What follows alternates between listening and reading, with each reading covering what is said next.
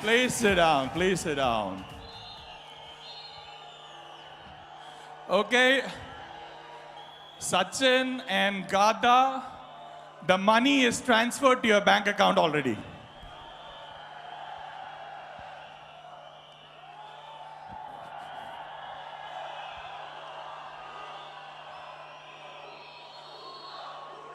Okay.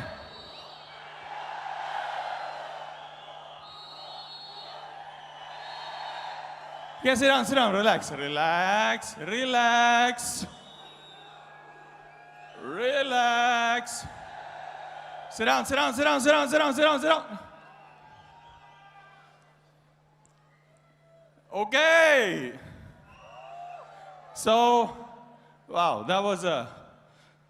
that's the kind of introduction you get if you pay $100 beforehand.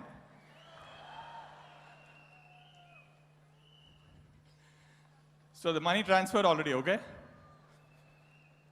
All right. Well, day 4.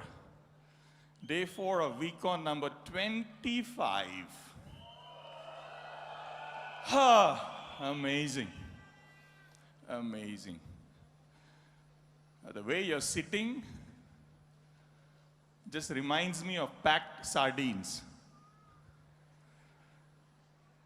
But then, for the people from other countries, this might look very strange.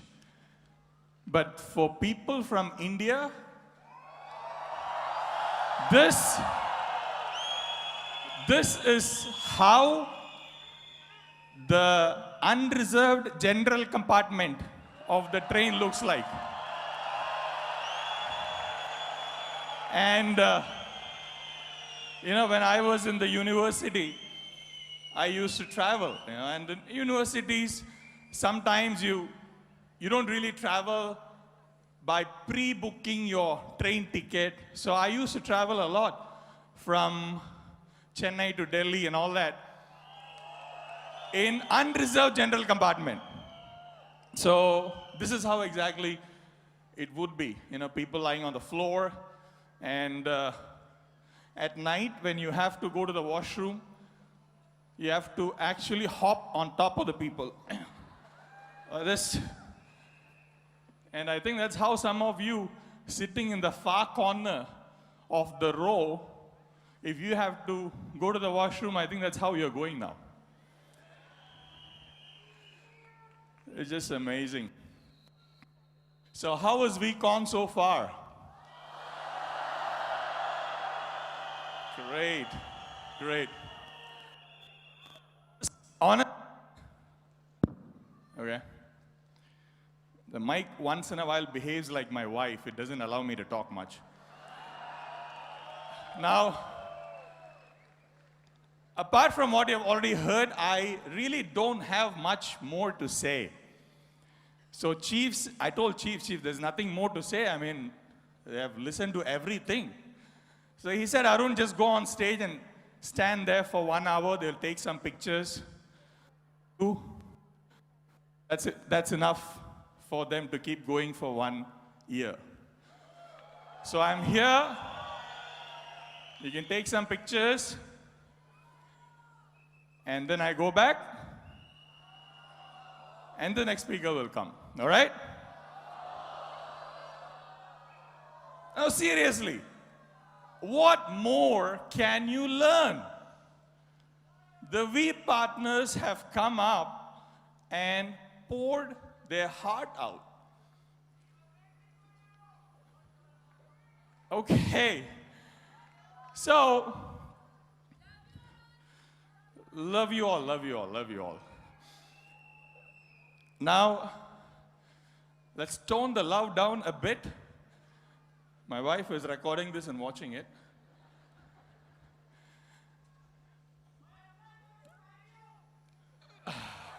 Okay. All right. I am a shy person. You don't want me to blush on stage. All right? So, anyway. Now I forgot what I wanted to say. See, this is why. Okay, so, whatever.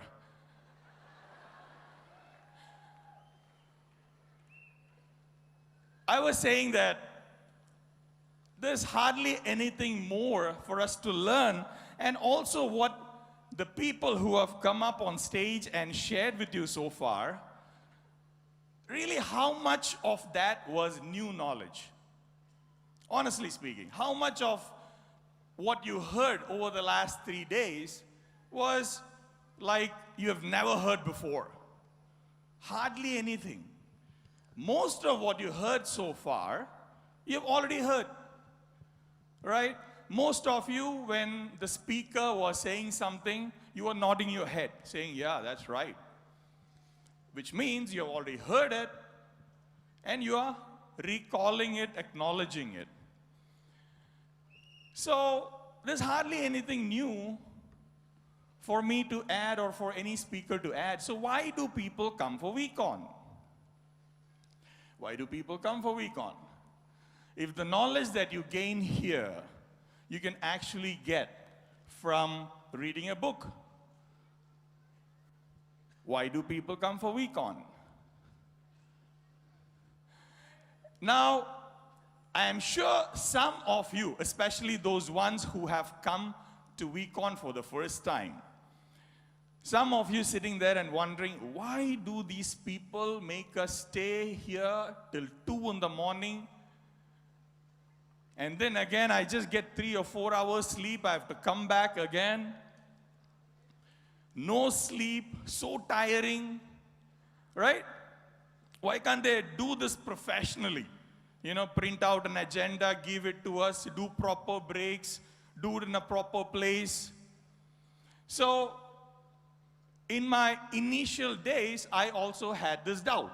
So I asked Datoshri, why do you do this? Why do you keep people up so late? I mean, so tiring. And it's you know, body pain, your back hurts, your butt hurts.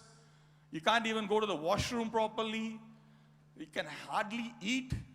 So how do I learn anything? And then Datoshri said, see, Arun,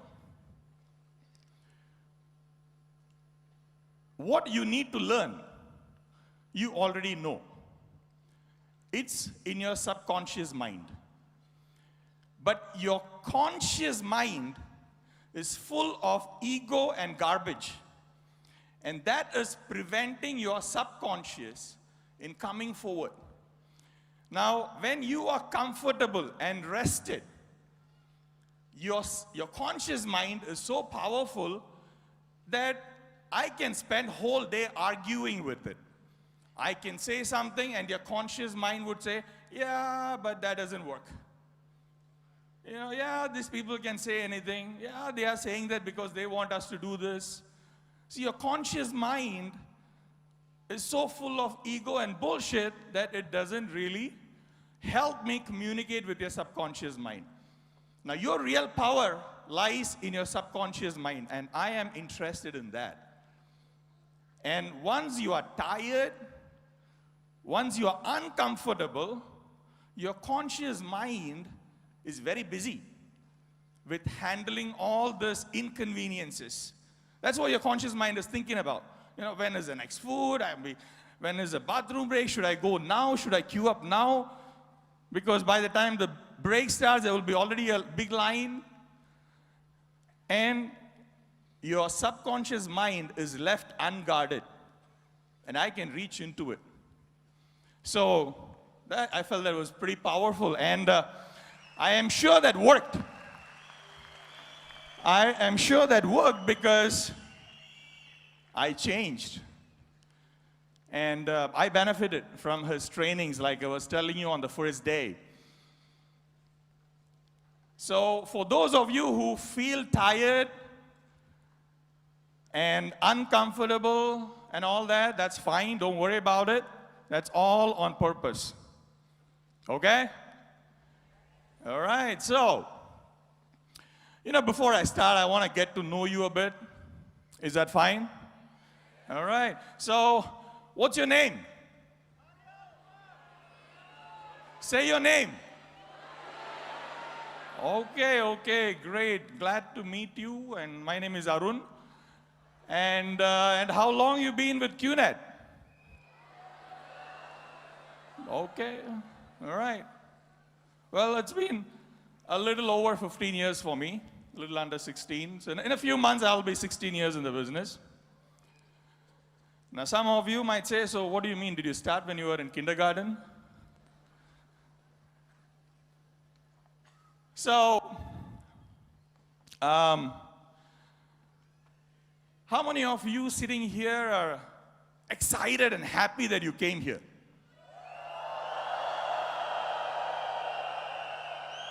Okay.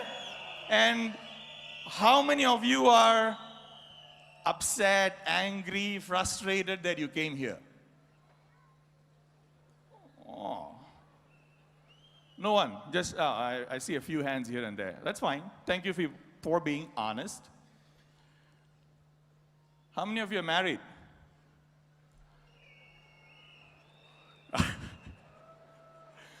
Okay. You know,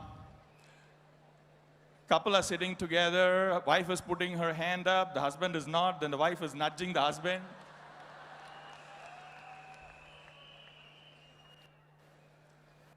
So, all right, all the married people sitting together, wife sitting together, please stand up.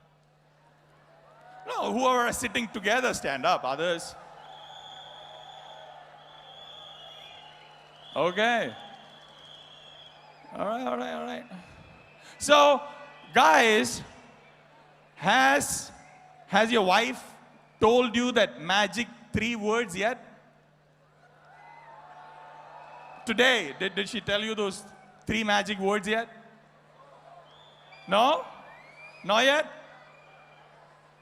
You know, the magic words which whenever you make a mistake, your wife will say, you know, I told you. That's what I said. So she told you that already today. Okay, great. So just to make this whole process a bit easier for me for the next 1 hour, please, wives, please tell your husband one more time, I told you so that at least for the next 1 hour you don't have to tell and he can focus on my training.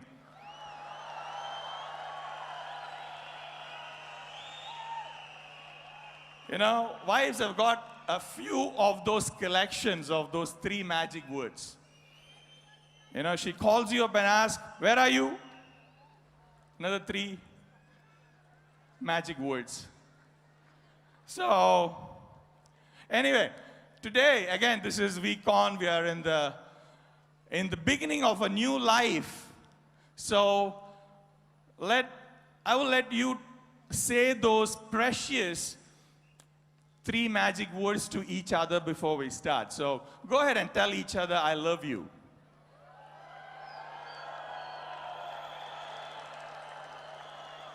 All right. Now give a hug to each other. Come on.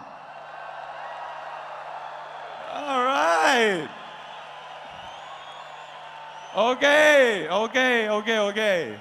Now. All right, now. Wives, sit down, and the husbands give a hug to each other, comforting each other. You need the comfort. Only married men will understand, so.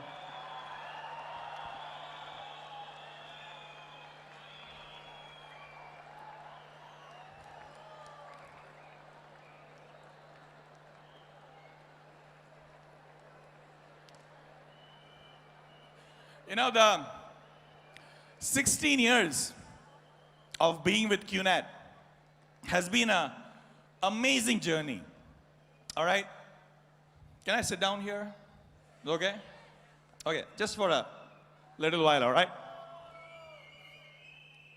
And you can see me on the screen, so. So over this time that you have been in the business, whether it's been a few months or maybe a couple of years for some of you, maybe more. You would have had quite a few of embarrassing moments, right? Yes or no? You know, where you really felt so terrible. And most of the time, those embarrassing moments are when you talk to prospects. Yes or no? Okay. So I had one such terribly embarrassing moment. You want to hear about it? So then you can feel good and I can feel bad. So, you know, this happened during my first, I think the second month in the business. And see, when I signed up, I was pretty young, like I told you. Just a little more than kindergarten stuff. I was 23 years old when I signed up. So I had very less working experience. I had actually worked in a job for maybe a couple of years. That's it. Less than 2 years. And in those 2 years, I actually changed about 8 jobs. Okay? I know I'm not very proud of it, but I just didn't like the concept of work in a job. So the first time you take a job, you're excited, and within a month, your excitement goes down because you get disillusioned about what the potential of the job is. And then you go into another job thinking that that would be much better. But then that also turns out to be something similar. And after 3 or 4 such switches, I realized that all the jobs are the same. So, you know, while I was working my upline, okay, you've seen my upline? No? Oh my God. My upline here? There? My upline, please stand up and let the crowd acknowledge you. I know they are confused. No, my upline.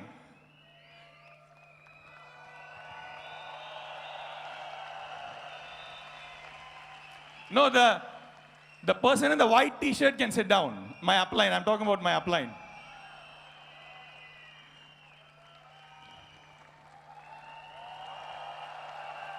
Okay.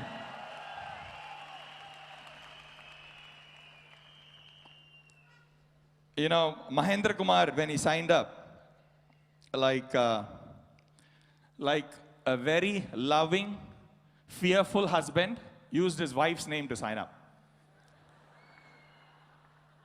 So I always pull his leg, saying that, you know, you're not my upline. Your wife is my upline, so please don't talk to me directly. It's cross-lining. But, you know, Kumar and I worked together in a company in Bahrain. So after my studies, I graduated in hospitality management. Any IHM guys here? Institute of Hotel Management? IHM? Man. Okay. I feel you. Sit down. I feel for you. So I graduated from IHM Chennai.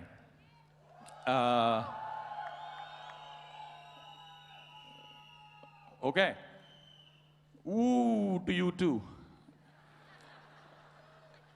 So, you know, after graduating, I realized that field is not for me. Because, see, people work in hotels when everybody else is free. You know, like weekends, Christmas, holidays, New Year. That's a busy time for hotels. And I realized that if I do that, then I wouldn't be having any personal life. And so I was looking for a shift. I went to Bahrain, and I joined a company called Unilever. And I was working there, and that's Kumar was my colleague there. And he signed me up, okay? And I was nothing like what you see now at the time. At that time, I was very shy, introvert. I wouldn't talk to anyone, all right? I wouldn't talk to... Mike has got very good training from my wife anyway. So, what I did the first month was because I didn't know how to do a presentation. I was so afraid even to do a presentation. So I would take the prospects, my friends, to Kumar's house. And Kumar would do the presentation. So that's how it worked out. And so I took Manoj, Balaji, Cherian, my friends who are now VPs and AVPs. And Kumar would do the presentation. And they would sign up. And if they had any objections, they would ask Kumar, he will handle it. And so within a month, about 3 to 4 weeks' time, I had about 30, 40 people in my downline. I was super excited. I said, this is great business. All that I had to do was take my prospects or my downline's prospects in the evening in my car to Kumar's house, and Kumar would do the presentation. They sign up, I get the money. What a great business.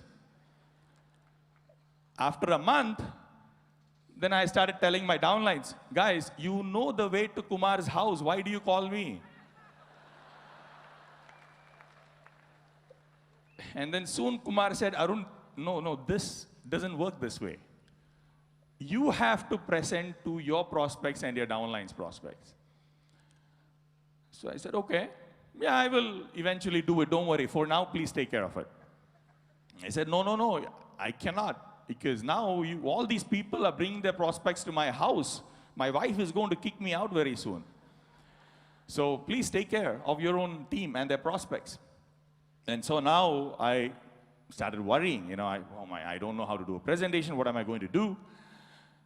So I started learning how to do a presentation.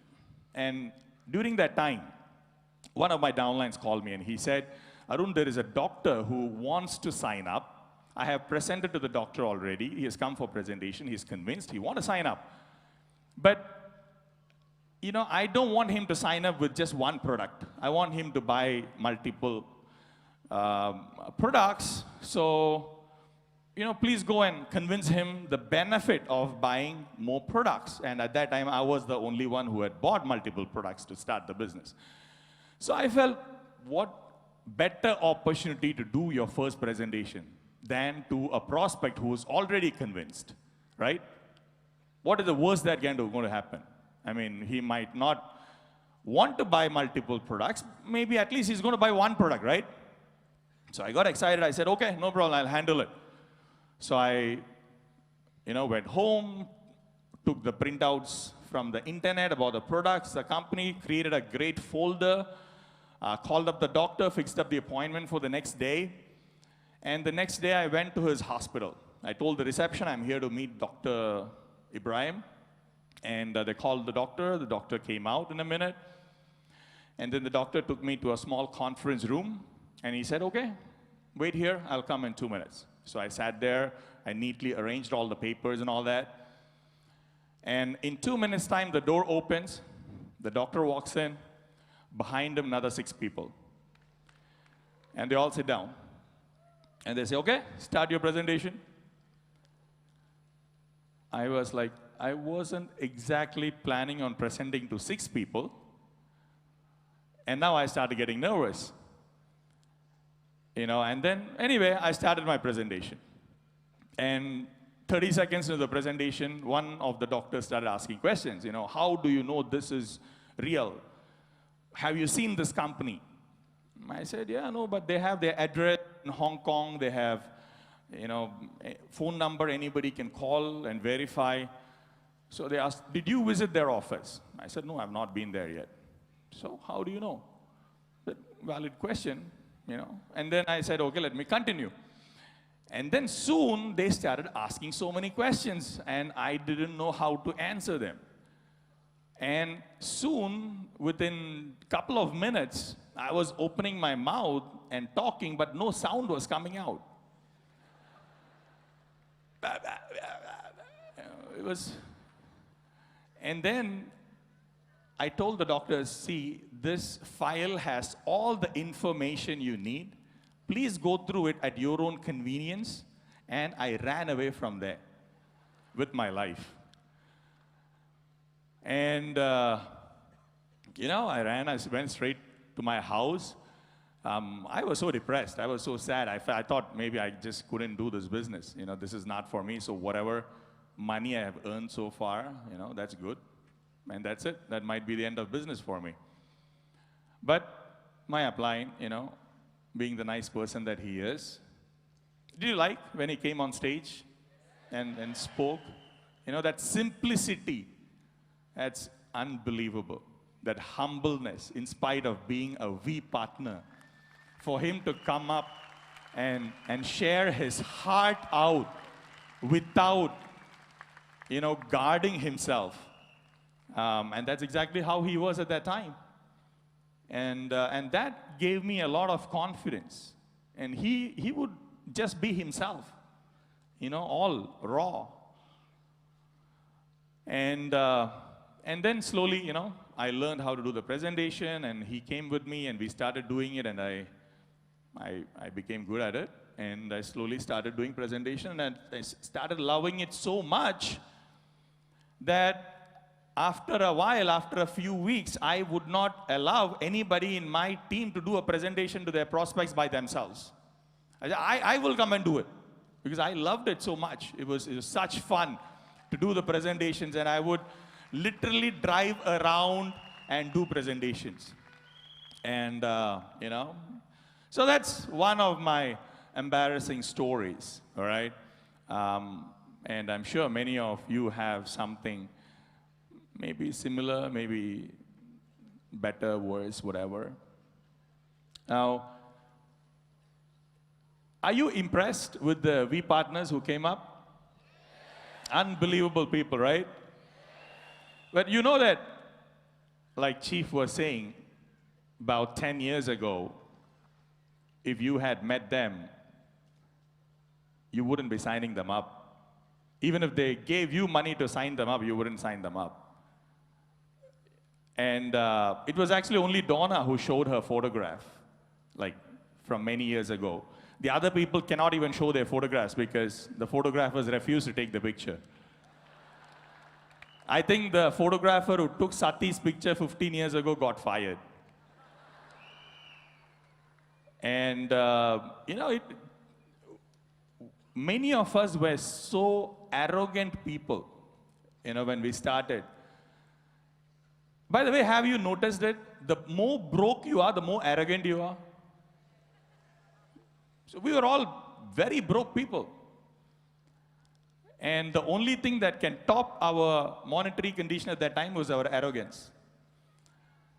Adley, you should have, David for that matter.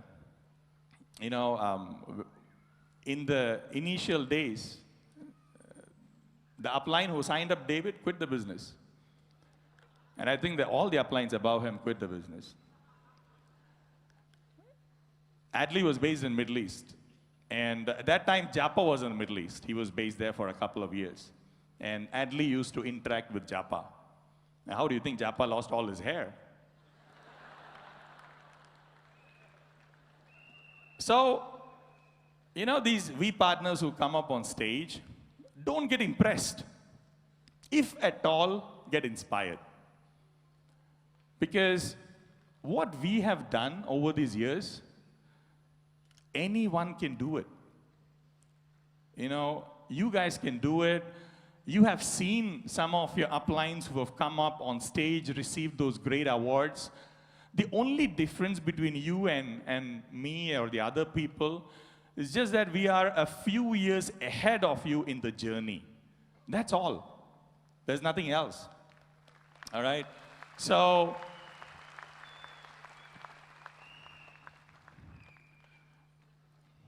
let me drink some water, okay?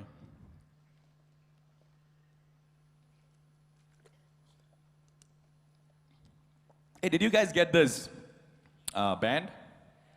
All right. Wow.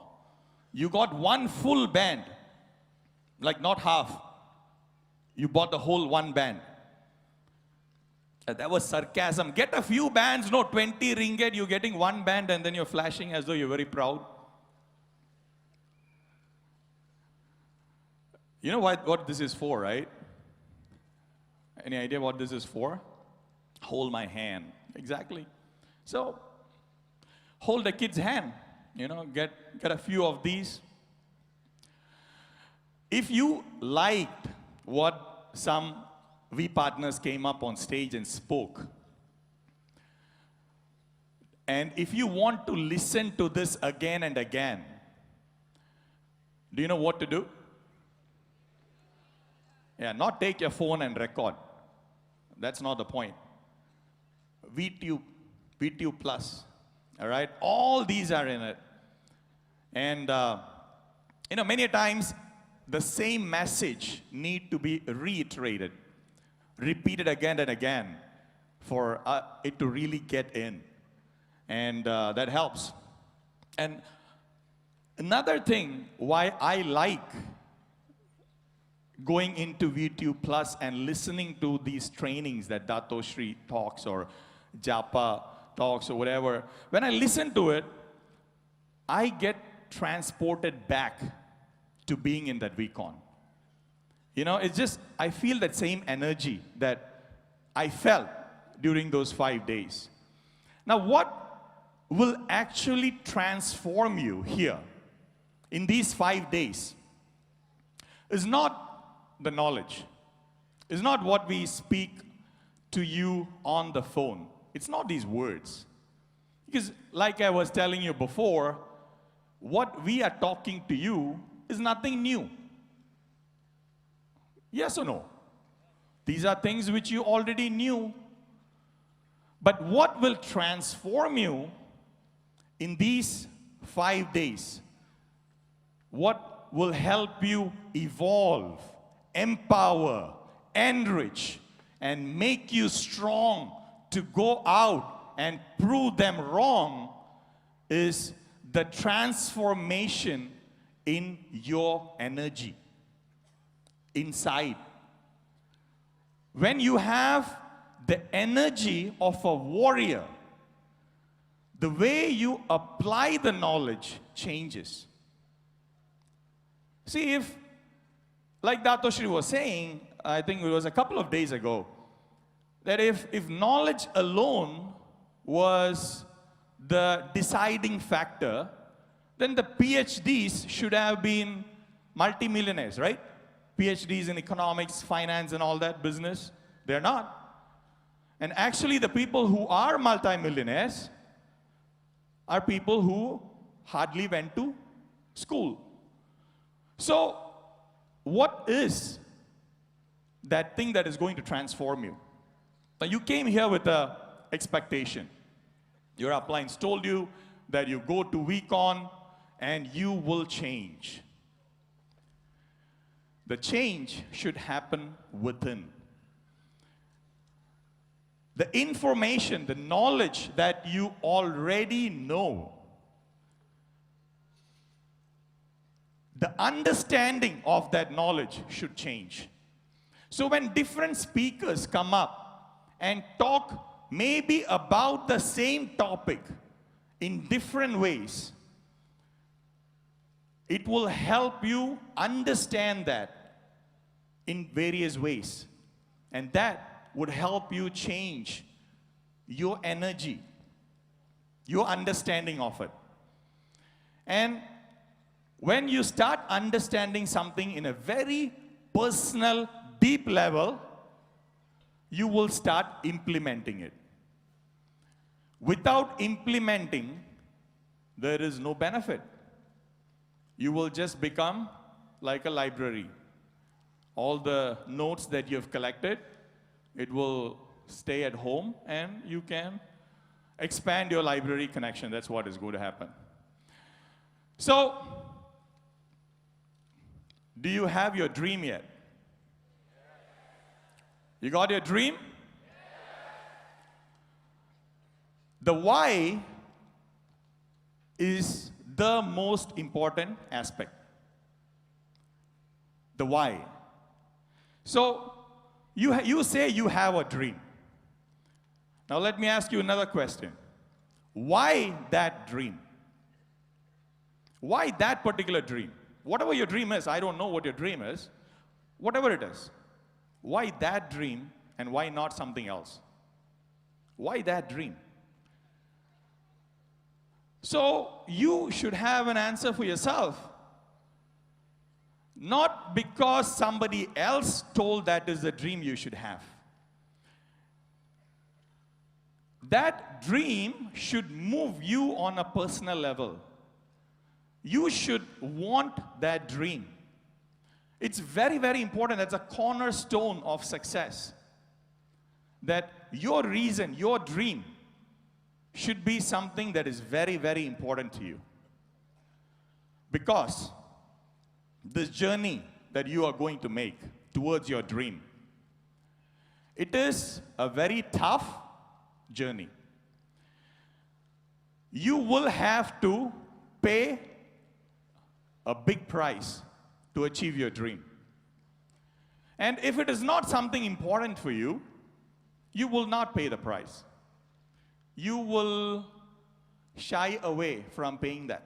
You might be interested in the dream. Initially, you might start doing something. You start paying some small price, pocket change. But then, soon, the time comes, progresses, where the price becomes higher and higher and higher. And now, you're like, oh, I'm not prepared to pay this much. It's like you go into shopping and you see something you like. In your mind, you're prepared to pay whatever amount of money, but then you go to the shopkeeper, he checks the price, and it's 10 times more than what you're willing to pay. What would you do? Do you buy it? No, you say, oh, okay, that's fine. Keep it. And that's what a lot of us would do. See, paying the price is a very, very important concept. We need to really understand that. There is no escape from paying the price for your dreams. There's no escape. In fact, there is no escape from paying the price at all. You will pay the price anyway. Whether you pay the price for success or for failure is your choice. There is no escape from paying the price.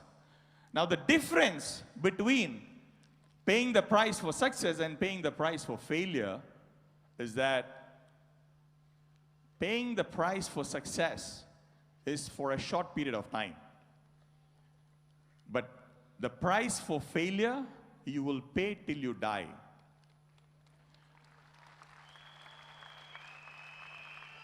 The price for success, you will pay for a short period of time, whether it is a couple of years, 2 years, 3 years, 5 years, whatever. But if you choose not to pay that price, you cannot escape from paying the price for your failure, which you will have to pay till you die. The choice is in your hands. Which price are you willing to pay? There is no escape from paying the price. Now, let me help you understand this, all right? If you go to a shop and you want to buy something, and the shopkeeper says this is $100, what would you do? Would you pay $100 and buy it? Or do you ask the shopkeeper, I don't have $100, but can I do a Bhangra? And I'll do a Bhangra for 10 minutes. Please take that as an exchange and give me that stuff. You don't get it, right? You will not get that stuff. You have to pay the $100. That's it. The same way, your dreams have a price. And you cannot negotiate with it. The price for your dreams is rejection, heartache, struggle, humiliation, hard work. And you cannot negotiate or bargain with it. You can try, but you will not get it. Now, in the case of our dreams, there is no shopkeeper, all right? So you cannot have this back and forth conversation. If we are buying an item from a shop, then you go to the shopkeeper and you can have this back and forth conversation. But in the case of our dreams, there is no particular shop which is selling it. So how do you know how much your dream costs? You wouldn't know. You have absolutely no idea. So what can you do then? You just have to keep paying the price till you get your dream. That is the only option. See, it's like if you go to a vending machine, all right, and you want to get something from the vending machine. Now, most vending machines have the price of the item that you want to get listed. But let's assume the price is not listed and you are thirsty, there is water in the machine and you want to get the water. All right, you have money in your wallet, but you just don't know how much it is. So you put first $1. It doesn't come out, put $2. The machine works, it's not a broken machine, all right? You just saw somebody take the water before or whatever. And you keep putting it. And after $3 or $4, let's say the water drops and you drink. It's the same thing with your dreams. You just have to keep paying the price till your dreams come true. You just have to keep paying. See, now, I hope that your dreams are very precious. I hope.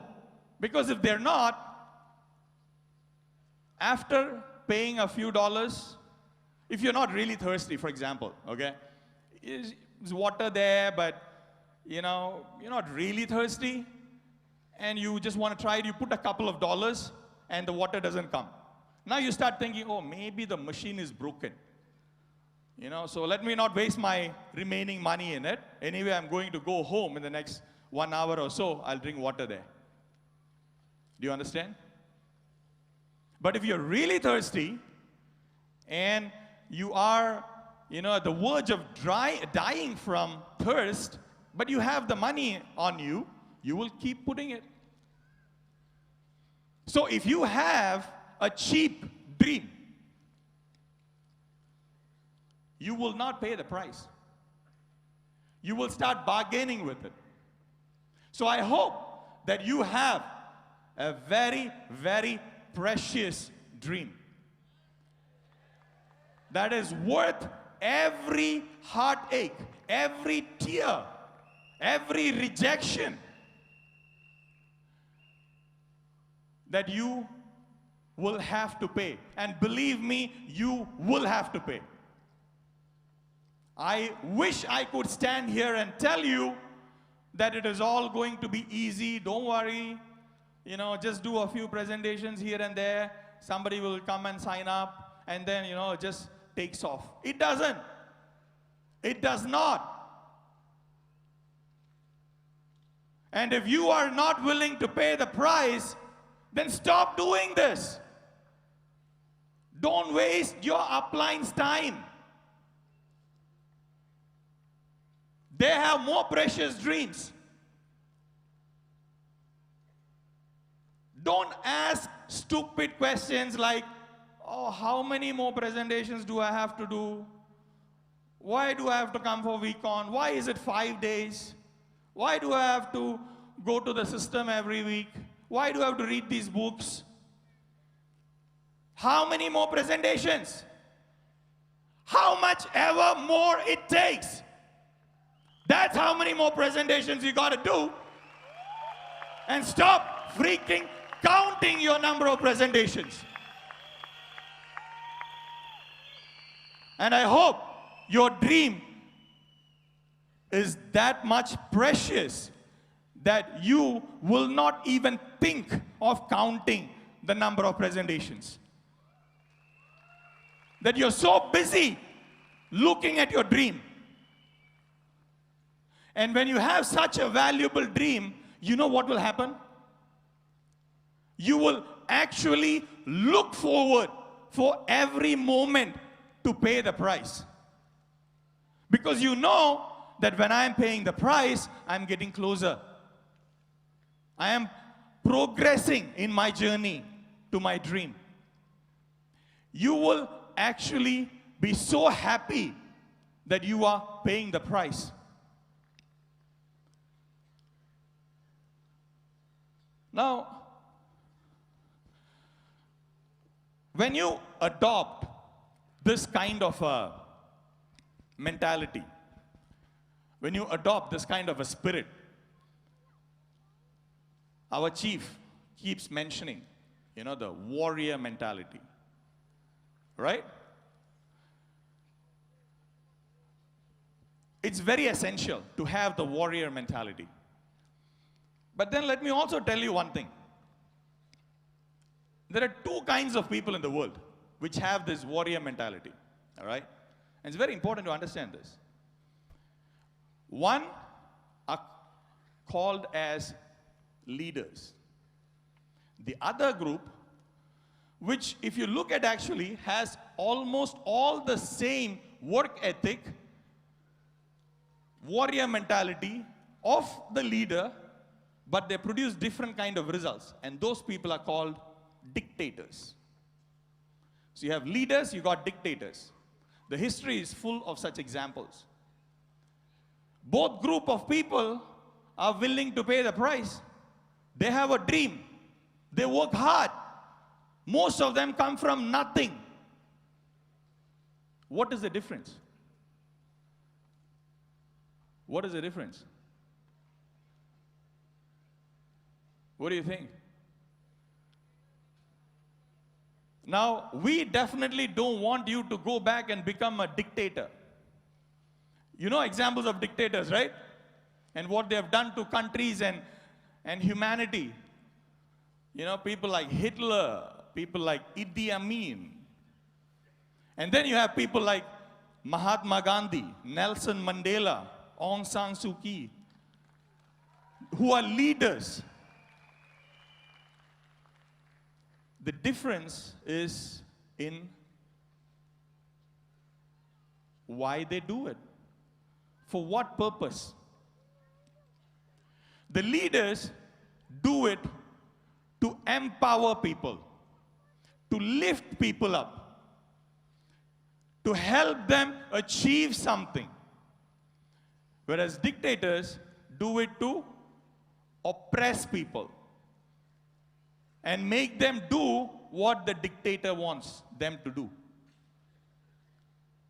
All right? Now, both of them work hard. They have the charisma. They can talk and all that stuff. What do you want to become? When you take this message from VCon and you become a warrior and you go back, which kind of a person are you going to become? A warrior leader. And that is defined by your actions. When the going gets tough, a warrior leader does not resort to unethical things. Does not. If you look at the history, no leader has bent his or her principles when they faced challenges. But every dictator would justify his or her actions of why they need to kill people. And they have a beautiful way of justifying it. And once you start justifying, there is no end to it. We have a very beautiful business. You don't need to lie. But you need to be willing to pay the price. Now, you have seen me a few years ago, like a couple of years ago. How many of you have seen me like 2 or 3 years ago?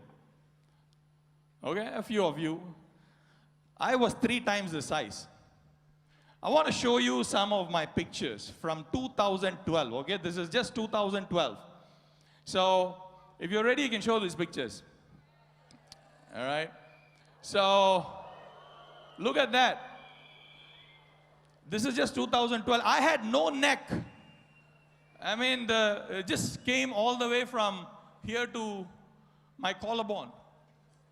And that's how 120 kilo person looks like. All right?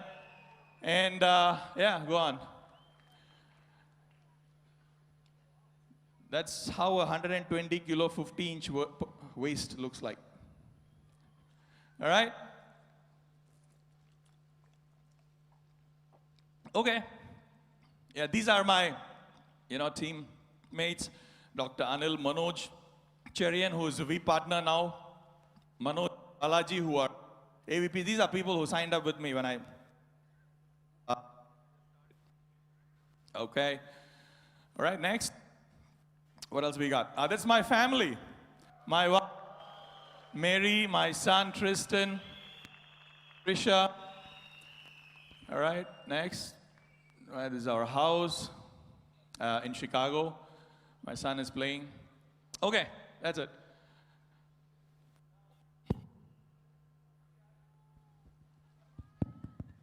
All right. Is that just a spot? I need a... Okay, thanks. All right. So, about a few years ago, sometime during the end of 2012, I was talking to my son, who was, about 8 years old, 7 years old at that time. And he was eating all kinds of sugar, fast food, and all that. And so I told him, see, you shouldn't be eating all this. You are going to get fat. It's unhealthy for you. And he turned right around and he said, Dad, you are super fat. And for some reason, that really hit me, all right? Because that is not the kind of influence I want to be on my kids. And I never thought that my actions would be will have such kind of an influence. And like Chief was saying earlier, kids don't listen to what you say. They actually listen to what you do, and they duplicate. And that was my wake-up call. That, I can be many things, but definitely not a bad influence on my kids. No way. All right? And in about a year and a half, I lost about 40 kilos. All right? And ever since, for the last 1.5 years, I've been, the way I am, how I look. And I definitely had to pay a lot of price, all right? It was not easy. But then, at no instant, I felt as though I was making a huge sacrifice. Whenever I was going to the gym or, reducing my food or not eating sugar and the sweet stuff and all that, I did not really feel as though I'm making a big sacrifice.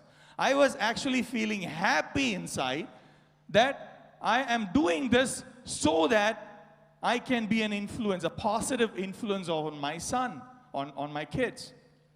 All right?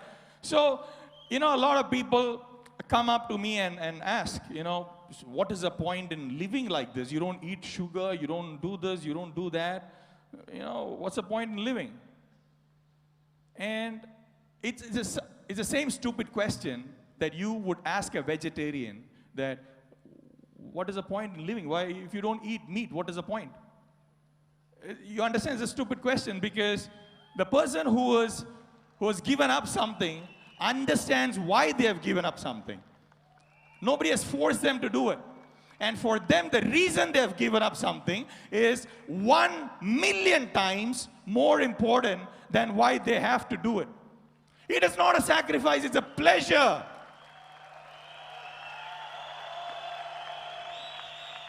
When you pay the price, you will smile and pay the price, not complain. If you catch yourself complaining, that should mean that you don't understand why you're paying the price. Now, you all have got dreams. And I want to help you understand why that dream is important. And if that dream is not important for you, I want to help you change that into something that is really important for you.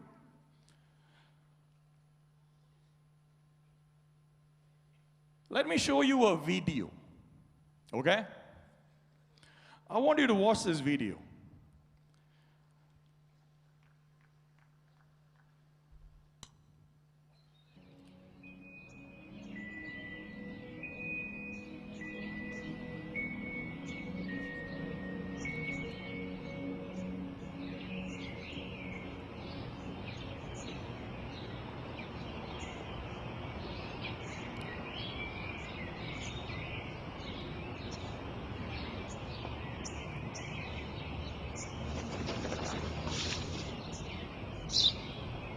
Τι είναι αυτό? Ένα σπουργίτι.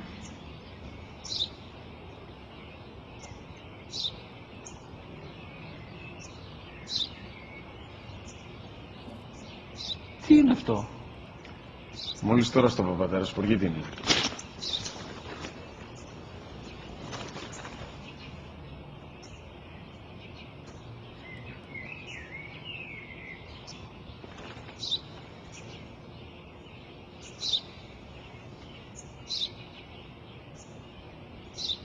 Τι είναι αυτό?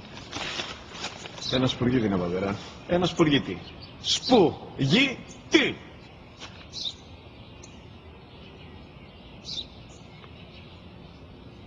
Τι είναι αυτό? Γιατί το κάνεις αυτό το πράγμα, μπορείς να μου πεις? Τόσες φορές σου είπα, είναι ένα σπουργίτι. Δεν το καταλαβαίνεις. Πού πας?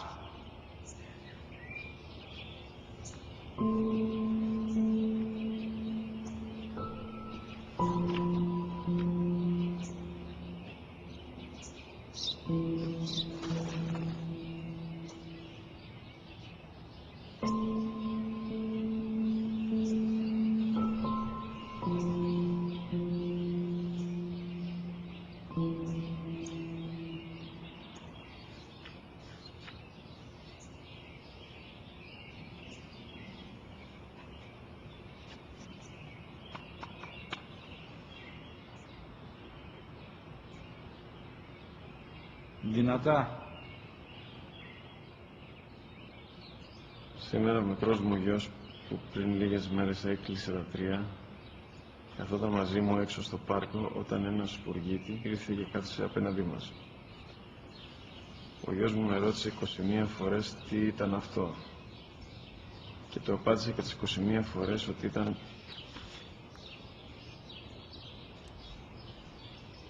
ένα σπουργίτι. Τον αγκάλιασε τρυφερά και τις 21 φορές που μου έκανε την ίδια ερώτηση, ξανά και ξανά, χωρίς να εκνευριστώ, νιώθοντας στοργή για το αθώο μου αγοράκι.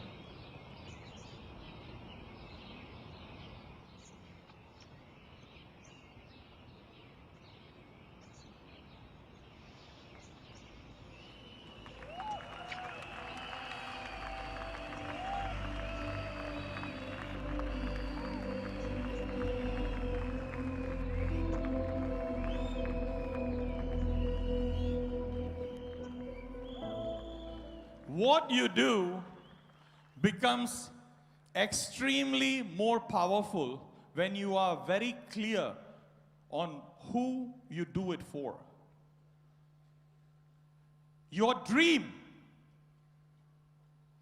becomes very, very valuable when you know who you are doing it for. See, we people, we are created by the Almighty to help and assist our fellow human beings. That's in our DNA. Whatever the media or the society try to tell you about accumulating a lot of wealth for yourself, You can try doing it, but you will get disillusioned very fast. You can have all the money in the world, but you will not be happy. So whatever dream it is, if it is to max out, you should know why you're doing it and for whom it is. We have been who we are today is a result of the sacrifice of a lot of people around us. We might not realize it. And those people, when they sacrificed for us, we were in no capacity to pay them back. See, today, when I hear some of your dreams, even though you say that I'm doing this for my father, my brother, my mother, and all that, for many people, that's like you are giving something for your parents. Let me tell you one thing. Even if you keep giving from this moment till you die, you can never repay that.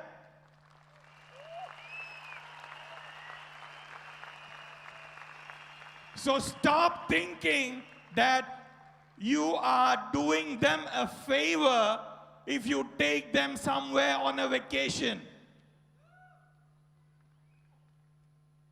What they have done for you, we are in no capacity to pay that back. But yet, we must try, because that makes us who we are intended to be. We are all made to be successful, phenomenal, beautiful people. The way we will become that is by what we do every day. And when you know in your heart why you're doing what you're doing and for whom you're doing, nothing will be able to stop you. And for those of you who still haven't understood this, let me show you another video.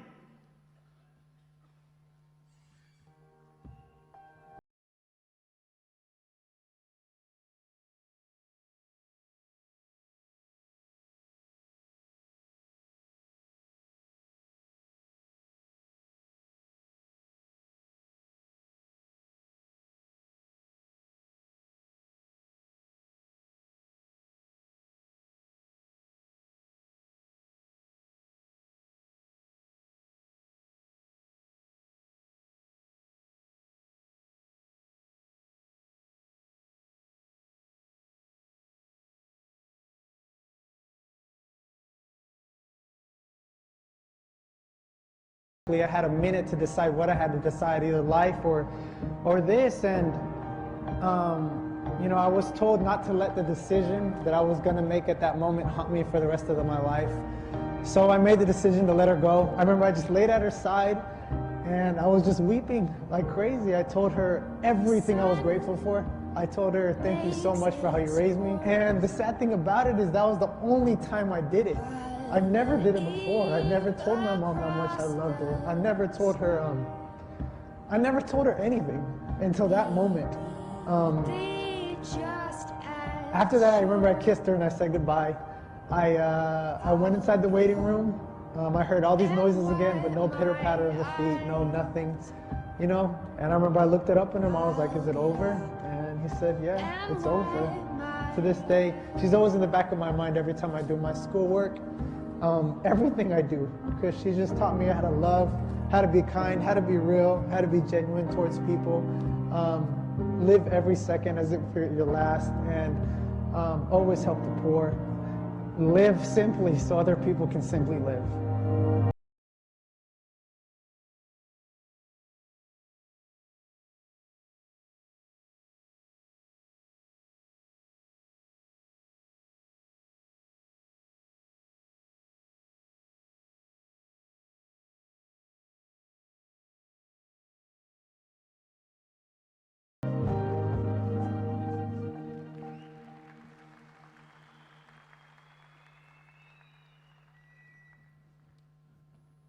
Love and gratitude is what differentiates leaders from dictators.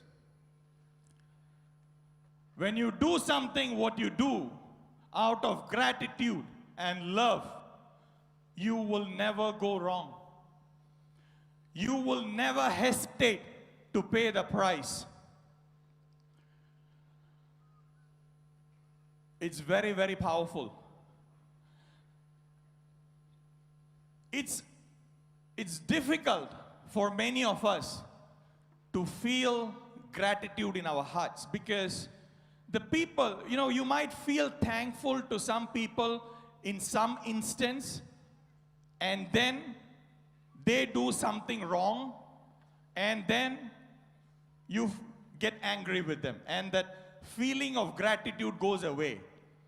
You have your uplines, and you're very thankful to them, but then, your upline does something, and then now you suddenly forget all the gratitude feelings and you get angry. You love your parents, at sometimes you think about them, you feel this love and gratitude. But then, when they shout at you or they do some mistake, you lose that feeling of gratitude and you get into a complaining mode, or you feel angry with them. And this goes on till one day we lose them. Once we lose someone, after that they cannot hurt you anymore. And when they don't hurt us anymore, you don't get upset with them anymore. And then you start thinking about all those good things they have done for you over the years. But then, by that time, it's too late. They've gone already. What is the point? Whether it's our parents or uplines or whoever it is, they are human beings.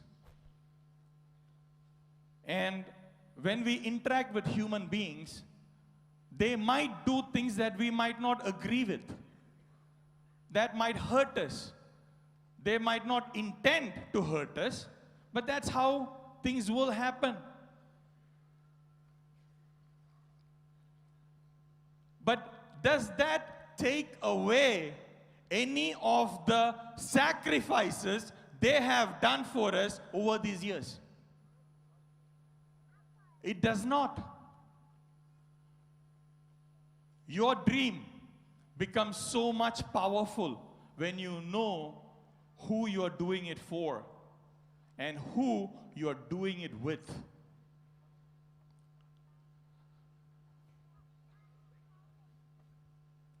Love and gratitude are very, very powerful feelings.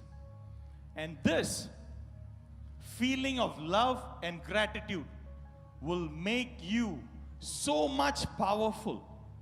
So much powerful.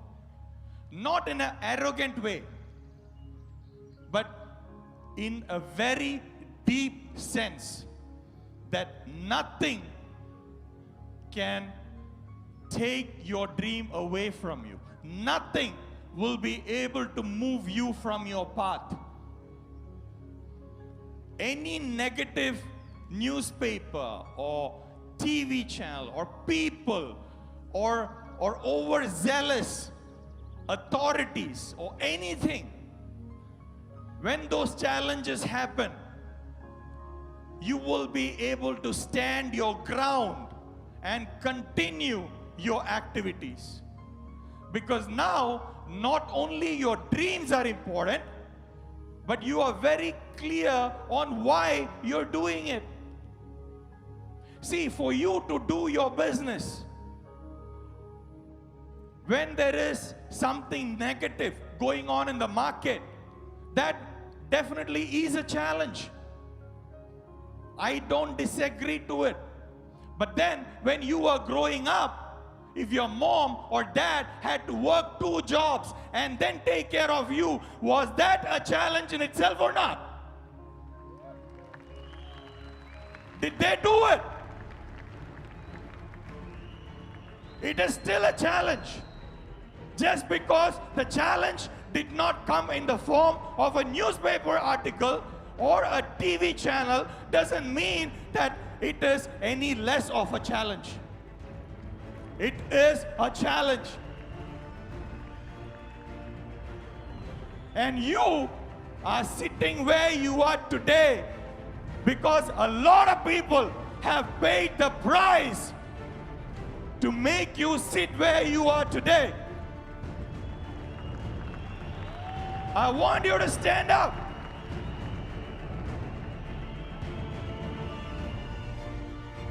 And I want you to realize that this journey is not for everyone. This is not for people who keep complaining. And if you don't have a strong reason and you don't know why you're doing it and who you are doing it for, you will keep complaining.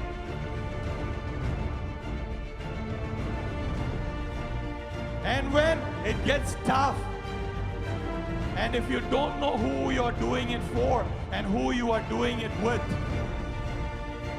it becomes very tough.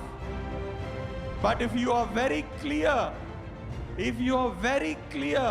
on who you are doing it for and who you are doing it with, then paying that price becomes such a happy feeling. You will look forward for it. You will not complain. You will be happy. You will be thanking the God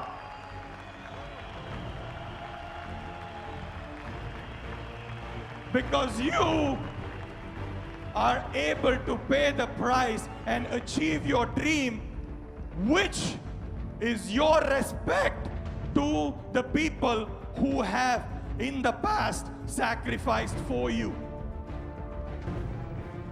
Your success is the biggest tribute for the people who have sacrificed for you. Now you might think, sit down. So you might think that, this love and gratitude are, they're like airy-fairy feelings. It doesn't make us strong. It's, it kind of makes us mushy and soft inside. I want to be a warrior. I want to be powerful. I want to have courage. You know what we all heard about fear, right? What is the opposite of fear?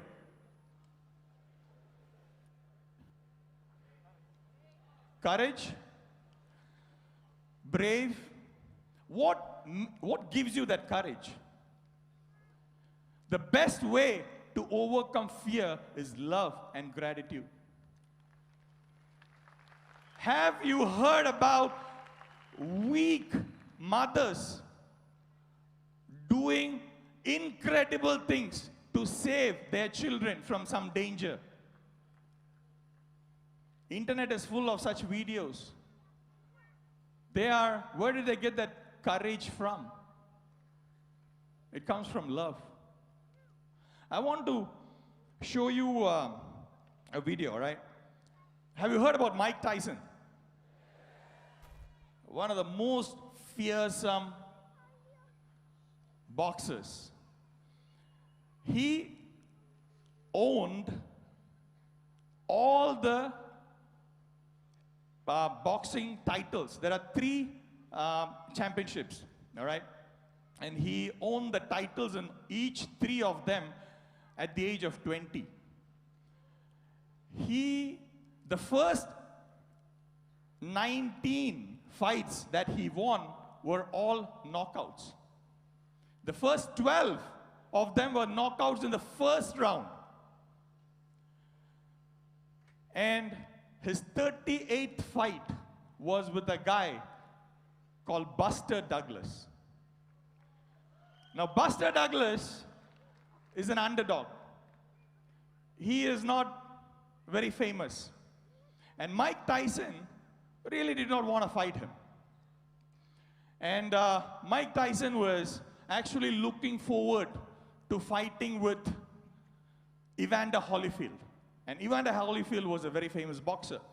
And during the time, his promoter brought this Buster Douglas. He said, it's a good practice for you. And they fixed up this match with Buster Douglas. And nobody gave any chance for Buster Douglas at all. You know, this fight happened in Japan. And the betting clubs wouldn't even hold the odds. Because, you know, they just didn't want it. Nobody gave any chance at all to Buster Douglas. Let me show you first, during this time, how powerful Mike Tyson was. Let me show you some of his knockout videos. He was a mean fighting machine. People literally shivered. If you can show that video. All right, see, like, if people had to watch Mike Tyson fight, they had to be there right from the beginning of the fight, because the fight would be over in about 2 to 3 rounds. That's it. He would knock them down, the opponent down, and anytime Mike Tyson knocks anybody down, they just wouldn't be able to get up. There's been no history of Mike Tyson knocking somebody down and them getting up. And then there came Buster Douglas. Now, Buster Douglas, before the fight, all right, 3 weeks before the fight, his mother died. And Buster Douglas loved his mother very much. And his mother actually went around among their friends and relatives and all that, and started bragging about her son. That's what mothers do, right? Brag about their kids. So, you know, she started saying that, you know, my son is going to defeat Mike Tyson. You know, look out for him. He is going to be the heavyweight champion of the world.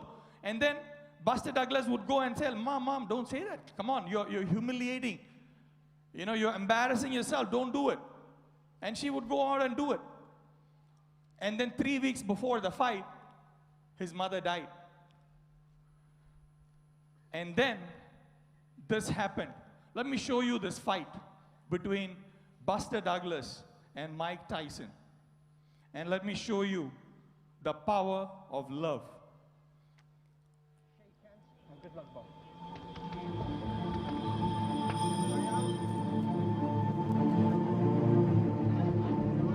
Keep in mind that Carl Williams looked pretty loose and relaxed against Tyson.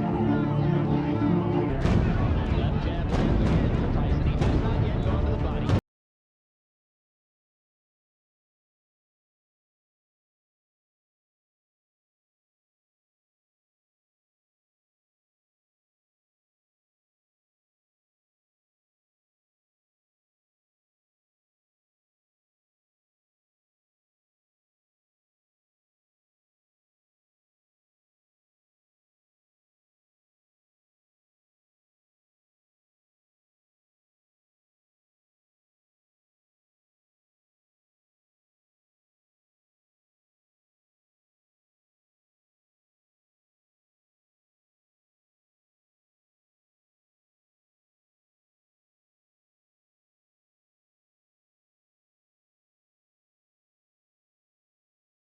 To be down within the first or the second round. And Buster Douglas kept coming back. He just kept coming back, and Mike Tyson was hitting him. Mike Tyson just kept hitting him. But you know, Buster Douglas was very clear why he was doing it, because he wanted to make his mom proud. He didn't care about anything else. He just didn't care about the pain, about the hammering that he was getting from Mike Tyson. And he lost it. And people expected him to drop in the first or the second round. But he kept going. And after the third round, the fourth round, the fifth round, you know, this has never happened before. Nobody had fought Mike Tyson for this long in the ring. and it went on. And if you know, a boxing match lasts for 10 rounds. And that it had never happened before that somebody had fought Mike Tyson for that long. And Buster Douglas, he was getting hit and he was taking shots from Mike Tyson, and he was still standing up. I'm sure he would have felt the hurt, but I think his love for his mother was much more than the hurt. And he kept going back up. And when he kept going back up, Tyson put him down again. And Tyson started hitting him and hitting him again. And the fight went on for the 8th round. And Mike Tyson never ever expected this. And then that happened when Buster Douglas was knocked down with an uppercut from Mike Tyson. And then the people thought, that's it. That's it. It was great that Buster Douglas went on till 8 rounds, but he will never get up. But he did. He did get up. And then people expected that Mike Tyson would come in and finish the fight. And then the round 9 happened. And then Mike Tyson kept hammering him. But then Buster Douglas started fighting back. He started fighting back. And Mike Tyson didn't know what hit him. And he started hitting back, which had never happened ever. And then the fight went on to the 10th round and the final round. And then the unbelievable started to happen. And this is the 10th round. And ladies and gentlemen, Buster Douglas knocked out Mike Tyson for first time ever in history. There's a brand new heavyweight champion, Buster Douglas.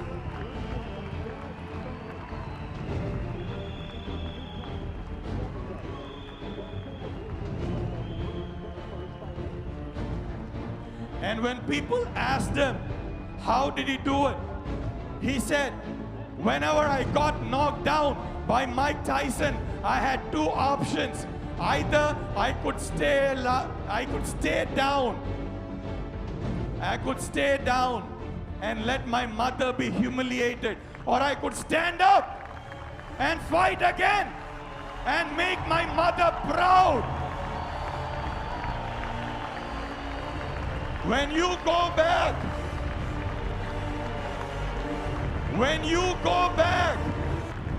you will get knocked down.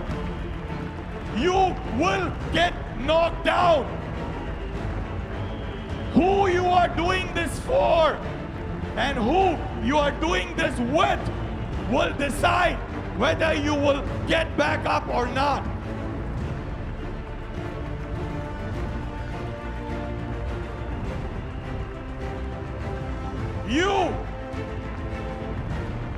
You have amazing uplines. I have some of your uplines right here. There. These people know why they are getting up every time when they get knocked down. They are very clear on why they are getting up every time they get knocked down. And they care for you. When you are swimming and when you are drowning, these people put their hand out to you to help you come up. But don't take their hand and drown them also in the water.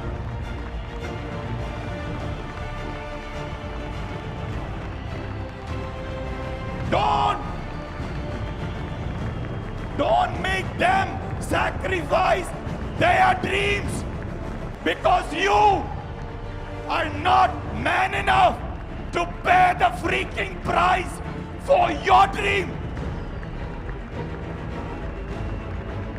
if you are not man enough to acknowledge the love and the gratitude of the people who have sacrificed for you, then there is the door. Get the fuck out.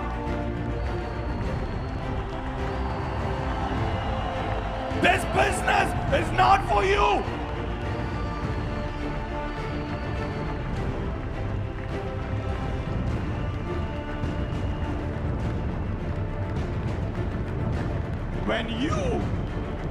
When you become clear on why you're doing this, on your dreams, and who you are doing it for, and when you do this business with amazing people like this,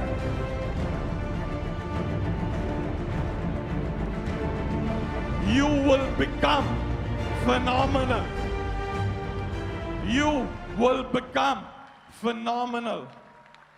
You will change into that warrior, into that leader, which will inspire hundreds of people, thousands of people, who will directly and indirectly change lives. You will become that person. These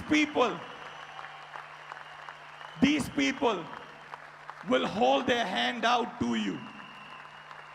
When you are drowning, they care for you. They put their hand out because they care for your dreams and they understand the sacrifices your loved ones have done for you, even long before you realized it. And even when you act like a moron, they still will come for you. Not because they need the money. They will get the money even if it's not you and if it is somebody else. But they will come to you because they know that behind you there are a lot more people who have paid the price for you. And when you go back, and when they let their hand out for you, grab it and rise yourself. Do not pull them down with you. What they have done is amazing. There are a lot more people. There are many of you in the crowd. There are many others in service. I could not bring all of them up here. But I just want to let them know that I respect what you are doing in your markets. And it's amazing. Thank you very much, guys.